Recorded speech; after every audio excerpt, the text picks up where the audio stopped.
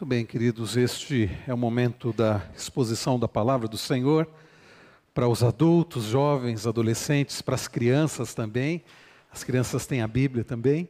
Então vamos abrir nossas Bíblias em 1 Pedro, carta que nós temos estudado, que nós estamos expondo desde, se não me engano, fevereiro.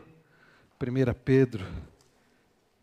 E Deus, em sua soberania e graça, vai nos falar hoje no mês da família, sobre família.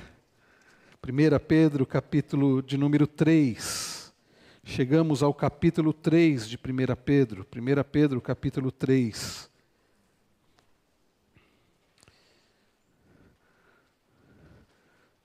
Pedro, capítulo 3, nós vamos hoje olhar só até o verso de número 6. Nós vamos deixar para falar do papel do marido domingo que vem. Porque tem muita coisa para falar do papel da esposa e tem muita coisa para falar do papel do marido, e o nosso tempo não é muito. Até o verso 6 diz assim: igualmente vocês, esposas, estejam sujeitas, cada uma a seu próprio marido, para que, se ele ainda não obedece à palavra, seja ganho sem palavra alguma, por meio da conduta de sua esposa, ao observar o comportamento honesto e cheio de temor que vocês têm.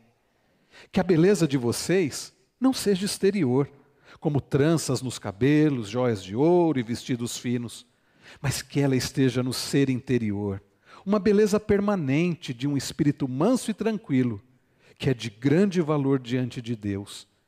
Pois foi assim também que no passado costumavam se enfeitar as santas mulheres que esperavam em Deus, estando cada qual sujeita a seu próprio marido. Foi o que fez Sara, que obedeceu a Abraão, chamando-o de Senhor, da qual vocês se tornam filhas, praticando o bem e não temendo perturbação alguma. Vamos orar mais uma vez? Pai bendito, Pai celestial, graças te damos pela tua santa e bendita palavra. Senhor, nós precisamos do Senhor para entender bem o que acabamos de ler. Nós precisamos do Senhor para sermos bons ouvintes, nós adultos, jovens, adolescentes e as crianças também. Nós precisamos do Senhor para colocar em prática os princípios da tua palavra e assim sermos felizes e termos uma família abençoada. Por isso, Senhor, fala conosco, instrui-nos através da tua palavra. Não permita que nada nos atrapalhe de ouvir a tua voz, a nós aqui, aqueles que nos acompanham à distância, aqueles que ouvirão essa mensagem num outro momento. Fala conosco para a tua glória, para o bem da família, para o bem da tua igreja. Em nome de Jesus, o Rei da Glória, o nosso Senhor é que oramos gratos. Amém. Não sei se você ainda tem acompanhado o conflito que continua acontecendo lá na Ucrânia, conflito entre Rússia e Ucrânia, a guerra na Ucrânia. Você tem acompanhado? Eu confesso a vocês que eu não tenho acompanhado tão bem assim. Ouço, vejo notícias aqui e acolá, a gente ouve falar de Rússia, de Ucrânia, Putin, OTAN, mas eu não tenho acompanhado os detalhes desta guerra. Não tenho. O que nós temos feito e o que eu tenho feito é orar, pedindo ao Senhor pelo povo ucraniano, pedindo ao Senhor pelos soldados de ambos os lados, porque muitos soldados, mesmo os russos, estão ali não porque querem, estão ali por obrigação. Então, cabe a nós orar, mas eu não tenho acompanhado com toda atenção as notícias a respeito daquele conflito. Mas tem outros conflitos que eu tenho acompanhado. Tenho acompanhado, queridos, muitos conflitos entre as famílias ou dentro dos lares. Tenho acompanhado como pastor, tenho acompanhado conflitos que têm acontecido em muitos casamentos, tenho acompanhado de perto os conflitos que por vezes acontecem dentro da minha casa. E vocês também, creio que têm acompanhado os conflitos. Como está a sua casa? Como está o seu lar? E os conflitos? Porque, queridos, não adianta falar, não, a minha casa não tem conflito nenhum, e conflito não significa necessariamente uma briga. Por vezes conflito é uma desavença de opiniões, uma discussão que não precisa ser acalorada, que não precisa ser uma discussão onde as pessoas esbravejam, mas diferenças. E em qual família não há diferenças, em qual família não existem conflitos? A questão, queridos, não é essa. A questão é como resolver os conflitos. E qual a raiz dos conflitos?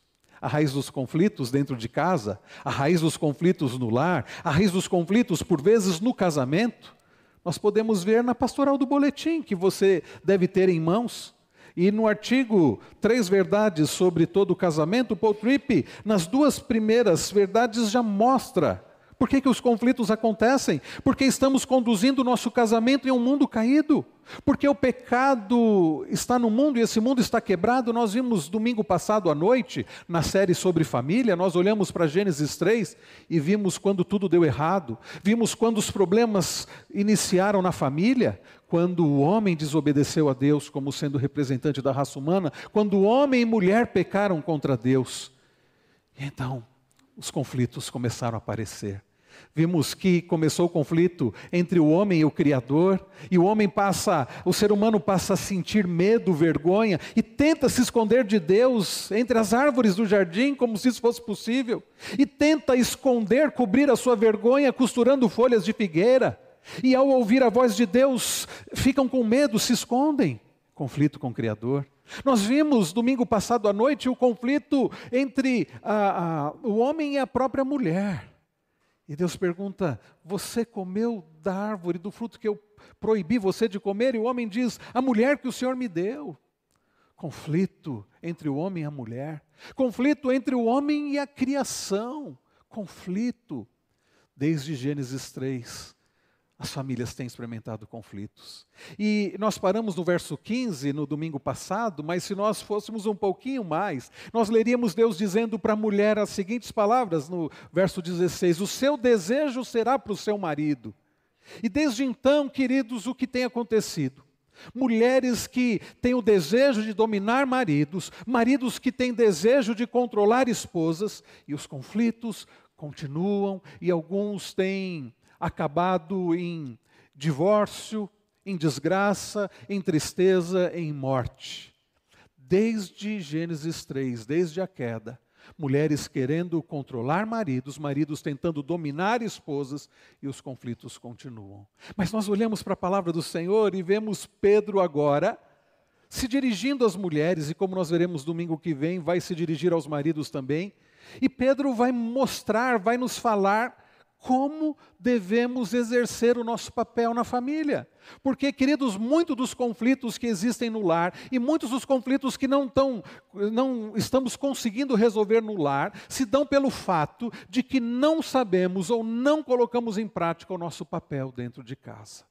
Não colocamos em prática o nosso papel dentro de casa. E hoje nós vamos aprender qual é o papel da esposa, o porquê disso e o que ela então deve fazer. Nós vamos aprender em 3 partes, e a primeira delas é que Deus exige da esposa submissão à autoridade do marido. Este é o mandamento do Senhor. Mulheres se sujeitem à autoridade do marido. Vejam mais uma vez, igualmente vocês, esposas, estejam sujeitas, cada uma, a seu próprio marido. Este é o mandamento. Queridos, nós temos olhado desde o início do ano para esta carta, e nos domingos anteriores nós vimos como Pedro vai aplicando o conceito de submissão, de sujeição no capítulo 2. Desde o verso de número 11, nós vemos Pedro nos lembrando que estamos aqui de passagem, somos forasteiros, não pertencemos a este mundo, mas somos deste mundo, e estando neste mundo nós devemos nos abster das paixões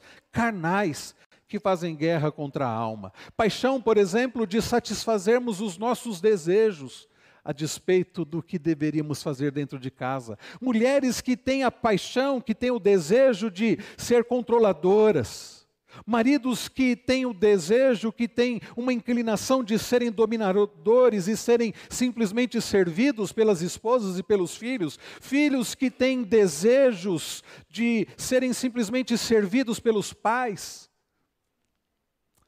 E Pedro tem nos ensinado, Deus nos tem ensinado através desta carta que Pedro escreveu, que nós precisamos nos abster das paixões carnais. E nós olhamos no verso 12 lá do capítulo 2 que precisamos ter uma conduta exemplar. E essa conduta exemplar neste mundo caído, neste mundo quebrado, e como nós vemos na pastoral do boletim, que somos pecadores, casados com pecadores, neste mundo caído, onde as pessoas também estão quebradas, onde nós somos pessoas quebradas, pecadoras, que nos relacionamos com pessoas quebradas, precisamos ter uma conduta agradável ao Senhor. E nos domingos anteriores nós vimos que esta conduta agradável, nós vimos a partir do verso de número 13, ela se reflete numa submissão às autoridades que Deus constituiu. Pedro cita reis. E no nosso contexto aqui, as autoridades como presidente, governadores e as autoridades políticas, as autoridades militares, as autoridades que Deus instituiu no nosso país, no governo do nosso país, para que haja ordem. E nós, por mais falhas que sejam essas autoridades, isso não é desculpa para deixarmos de nos submeter. E as palavras do reverendo Wilson ficaram na minha cabeça, e ainda não fiz meu imposto de renda, irmãos, mas estão lá, né? Deus está ali, né? Vai estar. E assim, e você pode dizer, não, mas esse governo, ou o governo não usa bem o dinheiro, mas isso não importa, nós precisamos nos sujeitar às autoridades que Deus colocou. E nós vimos no domingo passado que, a partir do verso 18, que os servos, os empregados, precisam se sujeitar às autoridades que eles têm, aos patrões. Ali no contexto de Pedro, são os donos e os escravos, mas no nosso contexto de servos e empregados, e por vezes, como aprendemos no domingo passado com o reverendo Wellington, por vezes nossos patrões, nossos chefes não são pessoas agradáveis, não são pessoas justas, boas, mas isso não nos isenta da nossa submissão, da nossa sujeição a eles. E tudo isso para a glória de Deus. E fazendo como que fazendo? Para Cristo. E então nós chegamos no verso 1 do capítulo 3 e você vê uma expressão que Pedro usa, ele começa dizendo, igualmente vocês. Ou seja, do que Pedro continua falando, submissão às autoridades. Pedro continua falando àqueles que são forasteiros neste mundo, aqueles que pertencem ao Senhor, foram alcançados pela graça do Senhor e devem viver o Evangelho neste mundo. E viver o Evangelho nesse mundo, queridos, não tem a ver simplesmente como eu me submeto às autoridades deste país, ou às autoridades humanas que Deus colocou como meus chefes, mas a coisa entra dentro de casa, no lugar mais difícil de viver o Evangelho. No lugar onde nós não usamos as máscaras que por vezes nós usamos em outros lugares. No lugar onde o pastor não está, tirando a casa dos pastores, né? No lugar onde os nossos irmãos não estão. É no lugar onde nós somos de fato quem somos. É o lugar mais difícil de viver o Evangelho. Pessoas pecadoras que convivem com outras pessoas pecadoras na mesma casa, debaixo do mesmo teto. E então Pedro diz igualmente vocês. Ou seja, Pedro continua falando sobre sujeição, sobre submissão, sobre viver o Evangelho, sobre viver, conforme nós vimos lá no verso de número 11, sobre viver uma conduta exemplar. E viver uma conduta exemplar dentro de casa. Não é o maior desafio para nós? Viver uma conduta exemplar, viver parecidos com Cristo dentro de casa. E Pedro começa falando às mulheres. Ele diz, igualmente, vocês, esposas, estejam sujeitas, cada uma ao seu próprio marido. Estejam sujeitas. Este, queridos, é um princípio muito desgastado. As mulheres devem se submeter à autoridade do marido. Essas duas palavras estão muito desgastadas, submissão e autoridade. E eu tenho percebido que ultimamente, sempre que essas palavras são mencionadas nas mídias, pelos jornalistas, por apresentadores de televisão, por artistas, essas palavras são usadas de forma pejorativa. Submissão. E o movimento feminista fica até arrepiado com isso. De forma alguma, dizem elas. Submissão de jeito nenhum. Autoridade. E autoridade tem sido confundida com autoritarismo. São palavras que nos nossos dias são tidas como negativas, como pejorativas, mas não. De acordo com as Escrituras, são coisas boas para nós.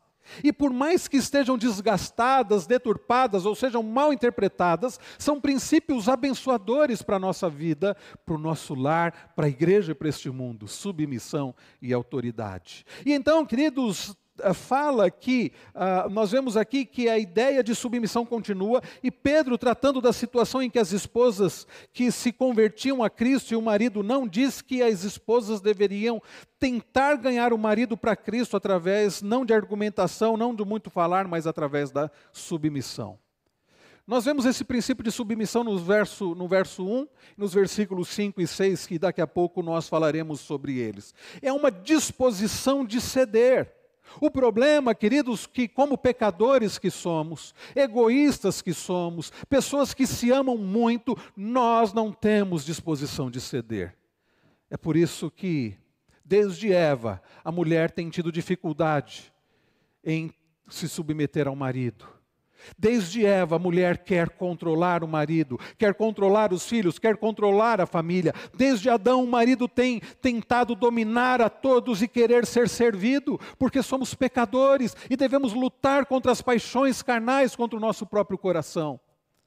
E então Pedro vai dizer dessa disposição de ceder, e a palavra-chave do texto, e não implica em desigualdade, mas apenas indiferença. E esse é um assunto tão sério e tão mal interpretado que eu vou usar agora até slide. É possível, Magno, nós usarmos slide para que os irmãos entendam bem. Na verdade, eu vou usar slide porque eu já tinha isso pronto, que eu falo já há muito tempo sobre isso para casais. O que significa submissão? A melhor coisa é começar vendo o que submissão não significa. Queridos, submissão não é uma responsabilidade exclusiva da mulher. Desde o verso 13 nós temos lido sobre esse princípio da submissão. Paulo vai tratar disso em Efésios 5. E antes de Paulo dizer no verso 22 que a mulher deve se submeter ao marido, ele vai dizer um pouco antes que nós devemos nos sujeitar uns aos outros, como filhos de Deus, como membros do corpo de Cristo, como irmãos em Cristo. O princípio para nós é nos submetermos, nos sujeitarmos uns aos outros. Mas o problema é que não gostamos de ceder, quando é isso que nós deveríamos fazer nos nossos relacionamentos. Então, submissão não é uma responsabilidade exclusiva da mulher, é responsabilidade de crentes, é responsabilidade daqueles que pertencem ao Senhor, o princípio da submissão. Submissão não significa inferioridade da mulher. O movimento feminista vai dizer que submissão significa que são homens opressores que querem colocar a mulher, que veem a mulher como um ser inferior. Não é isto que a Bíblia diz.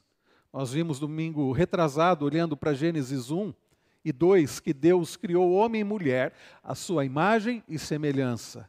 E a Bíblia, que alguns dizem que é um livro machista, vai apresentar a mulher como um ser criado por Deus e de valor do Senhor. E nós lemos, por exemplo, nosso Senhor Jesus Cristo, conversando com mulheres, perdoando mulheres, abençoando mulheres. Nós vemos, queridos, as Escrituras ensinando sobre maridos amar as esposas como Cristo amou a igreja. Nós vemos Paulo dizendo isso, e Pedro no verso 7 dizendo que o marido deve tratar a esposa com cuidado, como algo muito precioso. A ideia de fragilidade ali, como veremos no próximo domingo, se Deus permitir, a ideia de um ser muito precioso.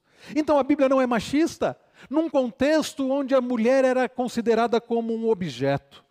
Porque nos dias de Pedro, para aquelas pessoas para quem Pedro escreve lá na região da Ásia Menor, que hoje é a Turquia, na cultura greco-romana, as mulheres eram propriedades do marido. E, queridos, a mulher não é uma propriedade do marido. E quando Pedro diz que a mulher deve se sujeitar ao marido, não é porque ela é algo que pertence ao marido, mas porque eles pertencem a Cristo e Deus estabeleceu papéis diferentes no lar.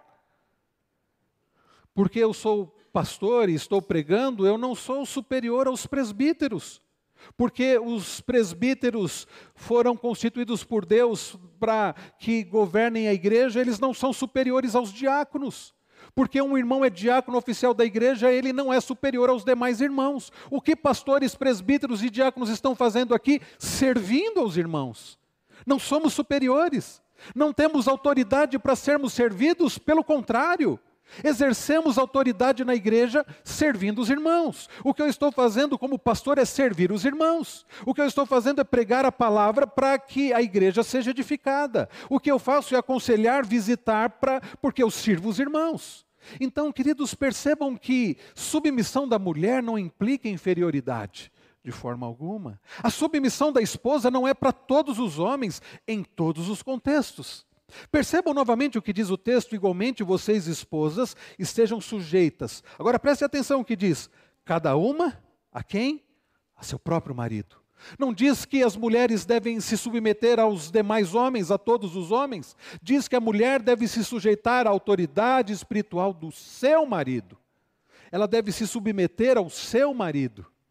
Submissão também, queridos, não significa escravidão.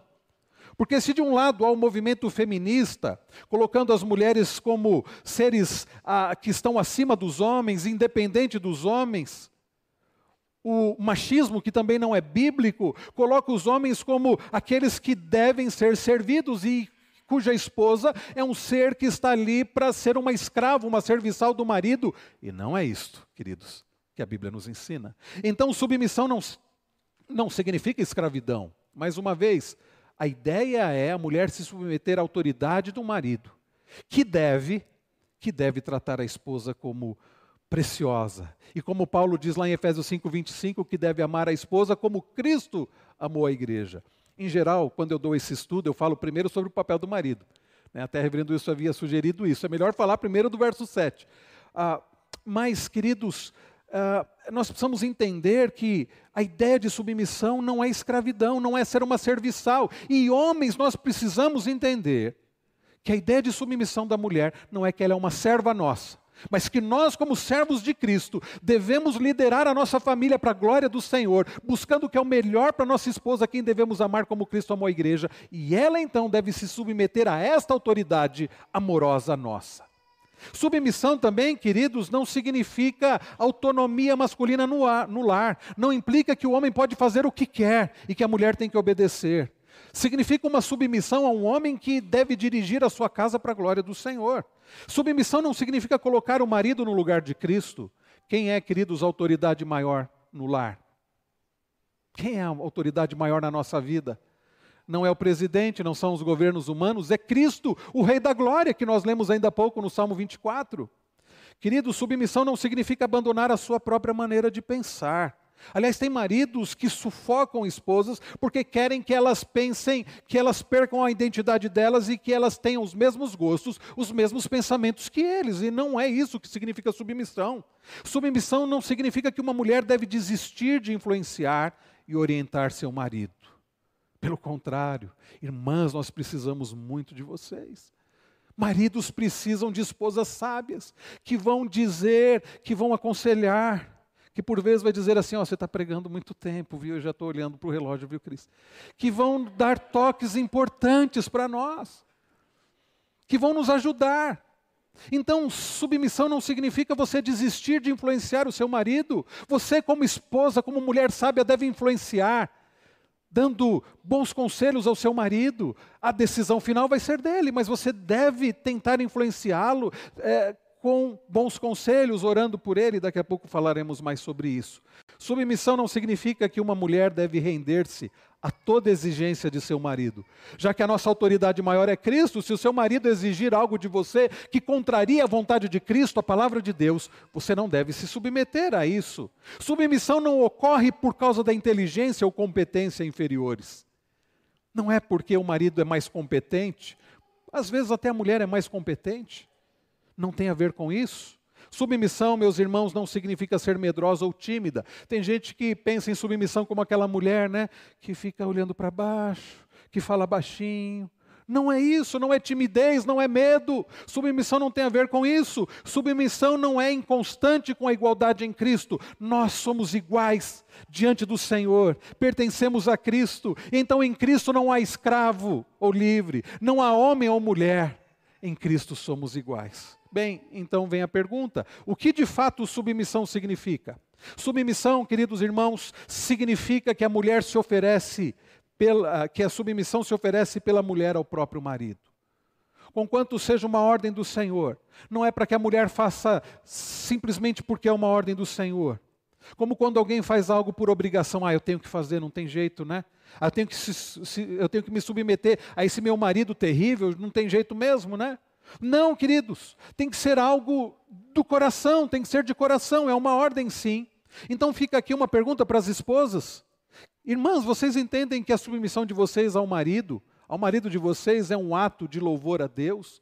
Pois vocês deveriam entender isso. Que sim, é muito possível que seu marido seja uma pessoa difícil. Ele é pecador, eu sei disso. Eu sei disso, porque todos somos pecadores. Eu sei que por vezes seu marido falha e que a sua vontade é de não se submeter a ele. E talvez às vezes seja desganá-lo.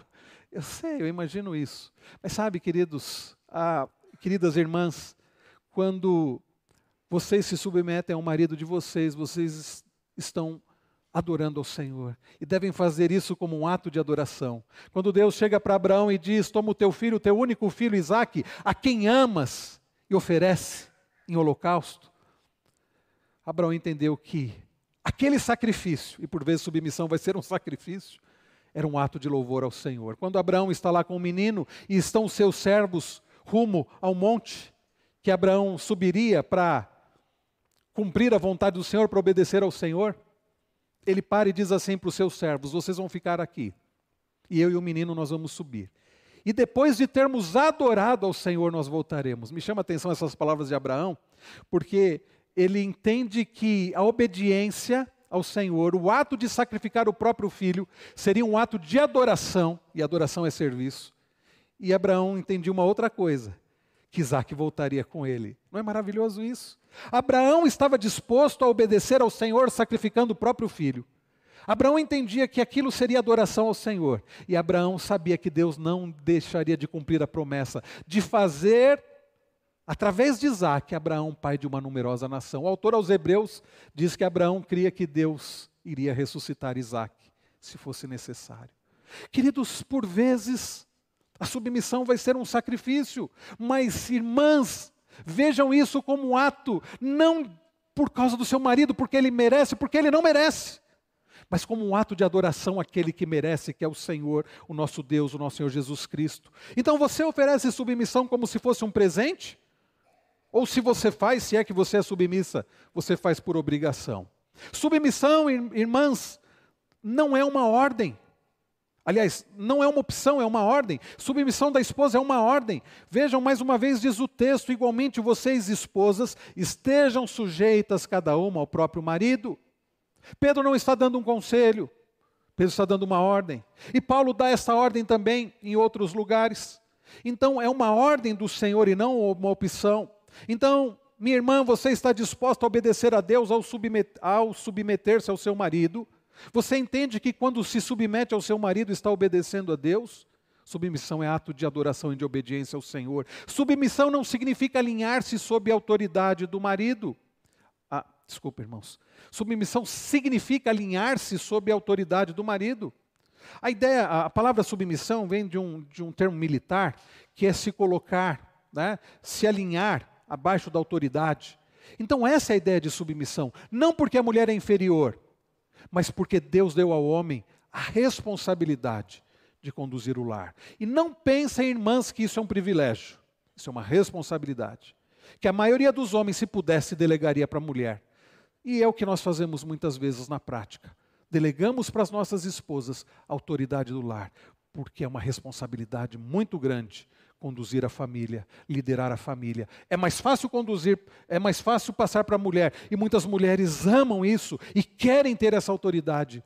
Irmãs, isso não é papel de vocês, isso é uma responsabilidade que Deus vai cobrar dos maridos. E se você toma isso para si, e se você arranca isso do seu marido, e não é difícil porque, como eu disse, para nós homens é muito fácil delegar isso.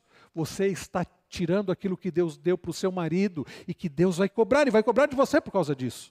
Submissão, meus irmãos, então, significa alinhar-se sob a autoridade do marido. Então, minha irmã, você encoraja e apoia seu marido no cumprimento das tarefas que Deus deu a ele? Sim, por vezes ele falha. Sim, por vezes ele não é o sacerdote do lar. Sim, por vezes ele não conduz a família como ele deveria conduzir. Por vezes ele é omisso. Mas você, mulher, ao invés de arrancar dele essa responsabilidade, esteja incentivando o seu marido. Ore por ele. Esteja animando o seu marido para que ele exerça isso que é responsabilidade dele. Submissão bíblica significa temer no sentido de respeitar o marido, como Sara, como nós vemos no verso 6, fez. Seu marido sente-se respeitado por você? Você deve respeitar seu marido. Submissão requer obra sobrenatural no coração da mulher. Eu quero dizer uma coisa para vocês, minhas irmãs. Vocês não vão conseguir por vocês mesmas.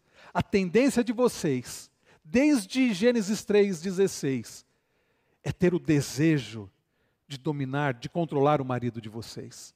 Mas sabe, há uma obra que o Espírito Santo realiza no nosso coração, que nos leva a fazer a vontade dele. Então você depende humildemente do poder do Espírito para realizar essa obra em sua vida? Essa é a pergunta. A submissão afirma a liderança do marido. É uma qualidade interior de mansidão. É ser submissa ao marido por causa de Cristo, não por causa do marido. A submissão da esposa não é um marido tirano, mas deve ser alguém que ama Cristo que ama a esposa como Cristo ama a igreja. Então, como esposas devem se submeter ao seu marido? Orando. Você tem orado pelo seu marido? Você tem clamado a Deus até para que o seu marido exerça a autoridade que ele deve exercer? Para que ele seja um homem que conduza a família para a glória do Senhor? Você tem permitido que ele exerça autoridade e liderança no lar?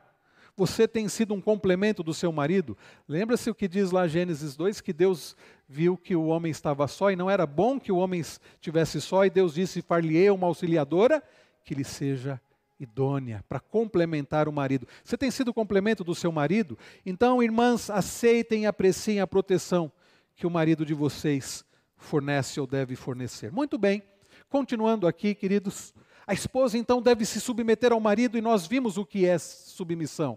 E Deus vai usar isso. E no caso de famílias onde a esposa é crente e o marido não, como no contexto de Pedro, onde as mulheres se convertiam e o marido não, as mulheres, ao invés de tentar convencer o marido pelo muito falar, tem mulher que acha que vai conseguir, né? Aí eu vou converter meu marido, eu vou encher ele de evangelho. Aí o marido vai dormir, está lá um folheto evangelístico no travesseiro. Aí o marido vai almoçar e ele vai pegar lá o prato e tem lá um folheto, um versículo, né? Aí o marido vai trabalhar e na pasta dele tem um versículo, ou mal ele chega, ele já vai falando e ela já vai evangelizando. Veja, não é que a mulher não pode evangelizar o marido. Mas o que Pedro diz aqui é que para que, se ele ainda não obedece à palavra, seja ganho sem palavra alguma, por meio da conduta de sua esposa, ao observar o comportamento honesto e cheio de temor que vocês têm. E sabe, isso vai servir não somente para um lar onde o marido não é crente, mas para onde o marido é crente também, que ele precisa do auxílio da esposa, que ele precisa do ânimo da esposa, através de um comportamento de temor ao Senhor, um comportamento que glorifica ao Senhor. Mas há um segundo aspecto aqui, queridos, a mulher deve ser submissa ao marido. Além disso, para viver o evangelho dentro de casa, além da submissão à autoridade do marido, a mulher deve se revestir de um belo caráter. Olha o que diz Pedro no verso de número 3. A partir do verso 3, que a beleza de vocês não seja exterior, como tranças nos cabelos, joias de ouro e vestidos finos, mas que ela esteja no seu interior, uma beleza permanente de um espírito manso e tranquilo, que é de grande valor diante de Deus. Que é de grande valor diante de Deus. Irmãos, o que é de grande valor diante de Deus? Pedro diz, não é a beleza externa. Bem, é preciso dizer, antes de tudo, e para eu não ter problema em casa também, que Pedro não está proibindo a mulher se arrumar. Pedro não está dizendo, mulher, você não pode pentear o seu cabelo não, viu? Você não pode usar maquiagem, não é isso. Algumas igrejas interpretam assim, e a mulher nem se depilar pode, não pode usar maquiagem, não pode usar um brinco, não pode usar uma roupa bonita. E aí depois o marido fica olhando para outras mulheres e a mulher depois acha ruim, o que não justifica, né, o pecado do marido. Mas Pedro, queridos, não está condenando a mulher cuidar do exterior. O que Pedro está nos dizendo aqui, meus irmãos, é que o mais importante não é o exterior. Há mulheres, e isso se torna algo muito fútil, que se preocupam apenas com o que é externo E o que Pedro está dizendo não é isso que é de grande valor diante do Senhor. Então, meus irmãos, é preciso que a mulher, de fato, ela tenha um comportamento belo. É isso que é agradável ao Senhor. Olha o que ele diz, que a beleza de vocês não seja exterior. Pedro não condena a beleza exterior, mas ele diz no verso 4, mas que ela esteja no interior, uma beleza permanente. E olha o que ele diz, espírito manso e tranquilo, que é de grande valor diante de Deus. Espírito manso e tranquilo. Irmãs, é assim. Vocês têm nutrido um espírito manso e tranquilo? Ontem estávamos lá na segunda igreja, dando palestra para os casais. Eles têm realizado, isso é muito bom, né? Palestras para casais. Eu creio que a de ontem foi a segunda que eles realizaram. E eles me convidaram para falar, e eu falava justamente sobre Efésios 4, versos 1 e 2, onde Paulo diz que nós precisamos nos sujeitar, sendo humildes, pacientes, mansos, suportando uns aos outros em amor. E ao falar sobre mansidão e paciência, eu dizia exatamente que nós não somos, por vezes, mansos e pacientes, mas o Espírito Santo produz em nós, e é fruto do Espírito, a mansidão, a longanimidade, a paciência. Irmãs, está difícil ter um espírito manso, ter um espírito tranquilo, ter esse espírito que Pedro está falando, que deve ser a beleza da mulher, um espírito manso e tranquilo. O Espírito Santo produz isso. Clamem ao Senhor, busquem ao Senhor, para que vocês sejam mulheres, bênção na casa de vocês, com espírito manso e tranquilo. O que nós temos visto, queridos, são mulheres ansiosas, são mulheres iradas, são mulheres que exigem tudo, e isso não faz bem para a família, isso gera conflitos. E então Pedro, ele vai falar sobre este princípio. A ênfase que ele coloca é que você saia da superficialidade da beleza física e comece a observar a verdadeira beleza que é de caráter. E esse caráter, meus irmãos, é visto em doces palavras. Espírito manso tem a ver com mulheres que têm essa mansidão dentro de si, que vai ser expressa através de palavras mansas, não de gritarias, não de palavras ofensivas e ansiosas. E por último, meus irmãos, porque o nosso horário se esgota, o último princípio. A mulher deve se submeter à autoridade do marido. A mulher deve se revestir da beleza de caráter. E por último, a mulher deve esperar em Deus. Versos 5 e 6 nos dizem assim: pois foi assim também que no passado costumavam se enfeitar as santas mulheres, que esperavam em Deus, estando cada qual sujeita a seu próprio marido. Foi o que fez Sara, que obedeceu a Abraão, chamando-o de Senhor, da qual vocês se tornaram filhas, praticando o bem e não temendo perturbação alguma. Foi assim, diz Pedro, no passado, com as mulheres santas que fizeram o quê? Esperaram em Deus. Minhas irmãs, vocês querem viver o Evangelho dentro de casa? Vocês querem ser bênção na casa de vocês? Eu creio que querem. Então vocês precisam não somente se submeter ao marido de vocês, que não é perfeito, mas se submeter a eles como ao Senhor. Vocês devem se revestir da beleza de caráter. Não descuida da beleza externa, não. Mas coloquem acima de tudo a prioridade na beleza de caráter. E vocês devem esperar em Deus. As santas servas do Senhor do passado fizeram o quê? Elas esperaram em Deus. Esperar em Deus é unir essa submissão interna com uma atitude externa de boas obras e de confiança no Senhor. Eu vou repetir, eu vi isso do pastor Alexandre Sacha, pregando esse texto lá da igreja batista, lá de São José dos Campos. Ele diz, esperar em Deus é unir essa submissão interna com uma atitude externa de boas obras e de confiança no Senhor. Esperar em Deus é um exercício de fé, marcado por uma condição interna, que é a submissão. É a submissão do coração e a atitude externa, que é as boas obras, se revestindo da beleza de caráter. Esperar em Deus, minhas irmãs, é a forma como mulheres santas do passado se revestiram de um caráter belo. Que a sua beleza seja então marcada pela serenidade de espírito, não por ansiedade. E esperar em Deus, sendo submissa, foi exatamente o que Sara fez. É curioso esse texto porque Pedro vai lembrar e vai resgatar um episódio do passado, lá de Gênesis, onde Sara chamou Abraão de Senhor. E aí alguns maridos já podem até dizer, tá vendo? Minha mulher tem que me chamar de Senhor, a partir de agora eu vou exigir isso. Não. Ou algumas mulheres pensam, eu tenho que chamar meu marido de Senhor? Não é isso.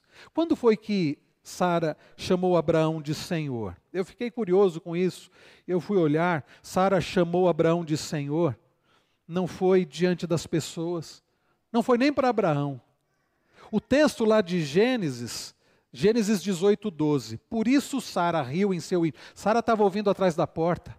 Ela ouviu que o anjo do Senhor disse a Abraão que dentro de determinado tempo Sara teria um filho. E ela ouve aquilo e o texto diz, no verso seguinte, diz, por isso Sara riu em seu íntimo, dizendo consigo mesma, depois de velha e velho também o meu Senhor, terei ainda prazer? Sara pensou isso, depois de velha, e velho o meu Senhor. Sara disse isso no íntimo. Então, irmã, talvez submissão para você seja tão difícil, porque você encara a submissão como uma atitude externa. Mas eu quero dizer para você que a submissão é sobretudo uma atitude interna e diante de Deus, de respeito ao seu marido. Você acha que é baixar a cabeça para o seu marido quando ele toma decisões tolas ou sábias? Você acha que é dizer é melhor eu me submeter, não tem jeito? Não. Submissão é uma atitude, uma condição interna, visto na forma como você responde ao seu marido, visto na forma como você fala dele para as outras pessoas, visto da forma como você o respeita. Então, submissão é uma condição do coração, de respeito ao marido por causa do Senhor, visto numa atitude de boas obras e de confiança no Senhor. Mulheres, se submetam à autoridade do marido, por amor a Cristo. Sejam sábias. Mulheres, se revistam da beleza que de fato agrada a Deus, que é de caráter. Mulheres, esperem no Senhor, através dessa condição do coração de submissão e de boas obras, se revestindo da beleza de Cristo e esperando, confiando no Senhor. É difícil? Eu não tenho dúvida de que seja.